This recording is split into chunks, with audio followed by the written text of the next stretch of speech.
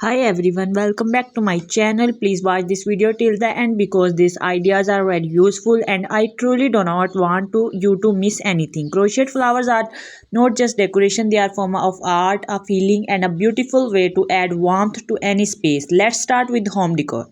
In today's modern homes, people prefer soft, elegant, and meaningful decoration, and crochet flowers fit perfectly into that style. They give a cozy, peaceful, and handmade touch that artificial flowers cannot replace.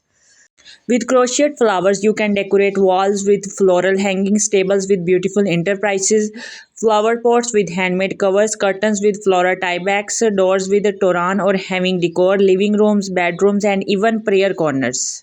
These items are not only beautiful but also long lasting, washable, and reusable, which makes them a smart choice for home decor. They stay fresh all year round and never fade or wilt.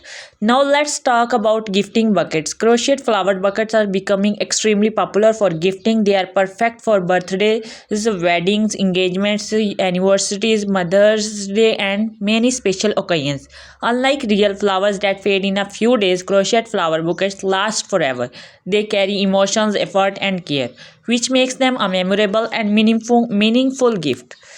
Now, moving towards business ideas, crochet flowers offer an excellent home based business opportunity, especially for women who want to earn with creativity and skill. You can start your business by selling single crochet flowers, mini and large flower buckets, customized color buckets, buckets with name tags or message cards, complete gift sets. You can sell your products through Instagram and Facebook pages, WhatsApp orders, local gifts, and flower shops. Exhibitions and craft stalls, collaboration with wedding planners and event organizers. One flower designs can be used in many ways: home decor items, gift buckets, kitchen and accessories, wall frames, and customized gifts. This means low investment, multiple products, and strong profit potential. The biggest advantage of a crochet business is that it is skill based, respectful, and safe, flexible, and home friendly with consistency, good finishing, attractive colors, and patience. This makes skill can grow into a successful brand over time.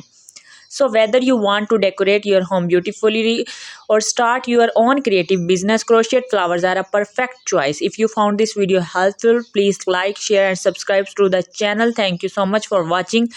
Please watch video till the end.